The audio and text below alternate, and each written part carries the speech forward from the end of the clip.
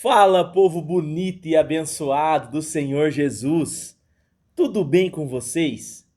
Que alegria nós estarmos aqui mais um dia, mais uma vez. Hoje estamos no dia da nossa leitura do dia 38 do nosso desafio 100 dias que podem mudar a sua vida. E é uma alegria poder estar aqui falando com você mais uma vez. Para quem não me conhece, eu sou o pastor Rogério. E se você ainda não é inscrito nesse canal, se inscreva, curte, comenta e compartilhe com o máximo de pessoas que você puder. Hoje a nossa leitura foi do livro de Atos, capítulo 7, capítulo 8. Lemos também Josué, do capítulo 3 ao capítulo 8. E lemos também Jó, do capítulo 22 ao capítulo de número 24. E o tema que nós encontramos na leitura de hoje é que quem vive para Deus precisa tomar decisões firmes, mesmo em meio à pressão. Quem vive para o Senhor tem que saber tomar decisões em meio ao caos, em meio às dificuldades, em meio à pressão até mesmo social e espiritual. Nós vemos isso no livro de Atos, capítulo 7. Aqui nós vemos um homem chamado Estevão, que faz uma das pregações mais poderosas da Bíblia. Ele começa contando a história de Israel, mas termina confrontando o coração duro do povo que estava ouvindo ele. E isso que acontece custa a vida dele.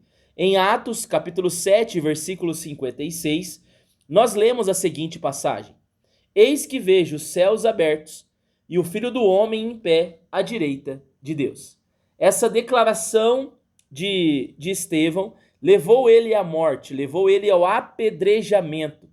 E ele, mesmo sendo apedrejado, ele não negava a sua fé. Olha como nós precisamos tomar decisões em meio à pressão, né? Ali Estevão não nega a sua fé mesmo em meio à morte, mesmo em meio a homens que atiravam pedras nele.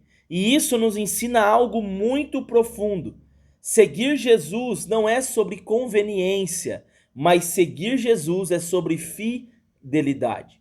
Talvez hoje você não esteja sendo apedrejado como Estevão foi, mas muitas vezes quando você vai falar, pessoas te retrucam, pessoas chacotam, pessoas fazem gestos que você não gosta, e muitas vezes nós deixamos de falar porque nós não queremos incomodar a outra pessoa, né? Mas nós não podemos deixar de falar de Jesus. Estevão falou e a sua vida foi tirada. Ele falou, ele pregou e ele foi morto, mas não negou o Cristo que ele servia.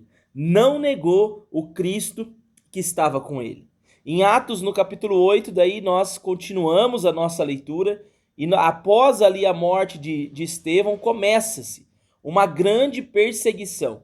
Uma grande perseguição ali no primeiro século. Em Atos, capítulo 8, versículo 4, nós lemos assim: Os que foram dispersos iam por toda parte pregando a palavra.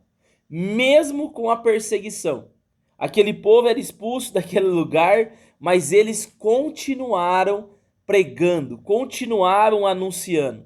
Aquilo que parecia uma derrota para os cristãos, na verdade foi um avanço, porque eles estavam todos concentrados num só lugar.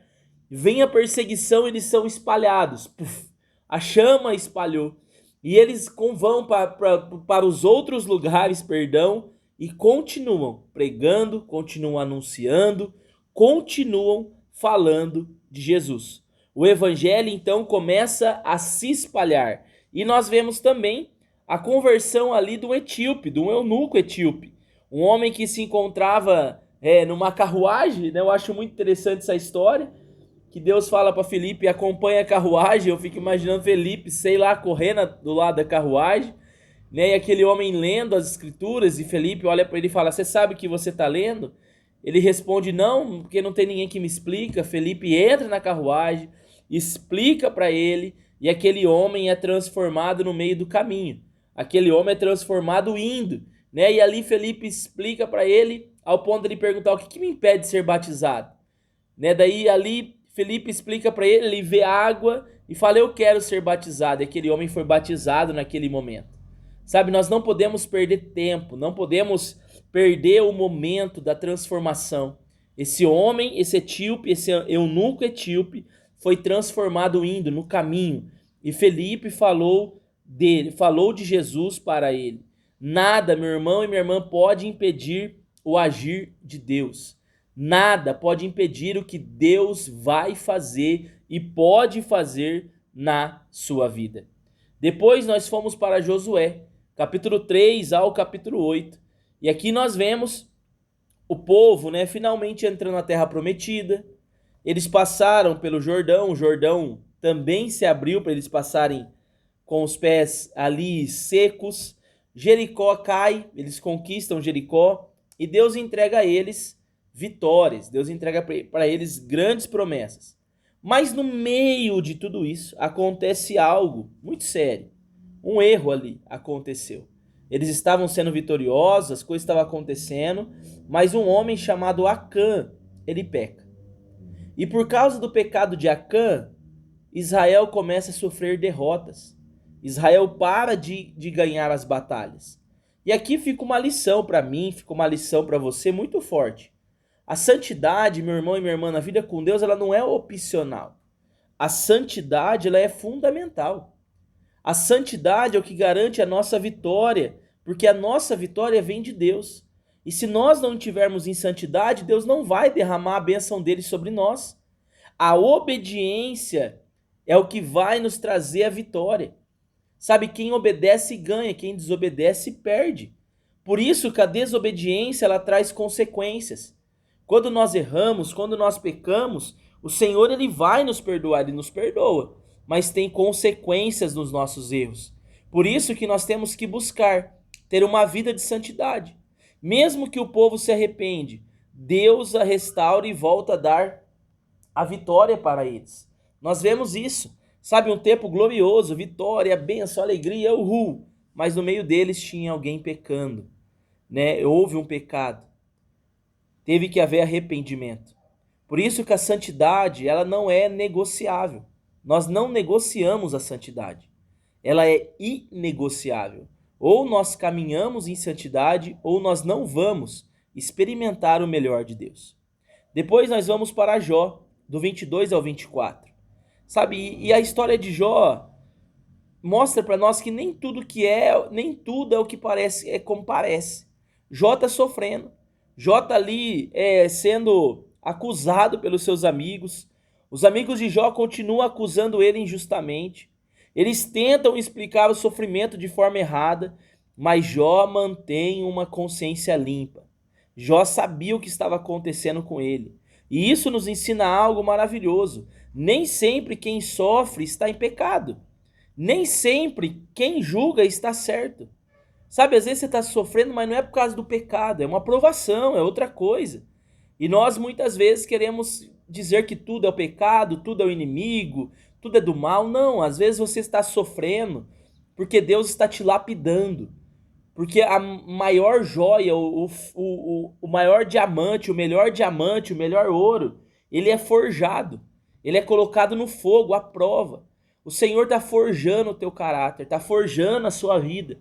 Por isso você precisa clamar e buscar a presença do Senhor. Deus vê além das aparências. Nós, seres humanos, que julgamos o livro pela capa. Mas Deus vê além de tudo isso. Então o que nós aprendemos com o dia de número 38? A fidelidade a Deus ela pode custar caro, mas ela vale a pena, custou a vida de Estevão. O evangelho ele não pode ser parado. Mesmo em meio à perseguição, a igreja continuou crescendo. A santidade, meu irmão e minha irmã, ela é necessária para nós vivermos as promessas de Deus. E Deus vê o coração, não apenas a aparência das nossas vidas. Eu quero orar por você. Pai amado, abençoe essa vida que está me ouvindo. Deus querido, que ela possa preservar uma vida de santidade, uma vida aos teus pés, uma vida diante da tua cruz, que a tua presença venha sobre ela. Pai amado, que essa pessoa, Deus, seja liberta, curada, transformada. Deus amado, que ela possa viver o sobrenatural do Senhor. Deus, eu abençoo essa vida, em nome de Jesus. Amém. Se você não é inscrito nesse canal, se inscreva, curte, comente e compartilhe com o máximo de pessoas que você puder. E você que chegou até aqui, digita aí nos comentários: Deus vê o coração, não apenas as aparências. E para encerrar, Estevão morreu, mas o evangelho avançou. A perseguição veio, mas a igreja cresceu. O povo caiu, mas Deus restaurou. Isso nos mostra uma grande verdade poderosa.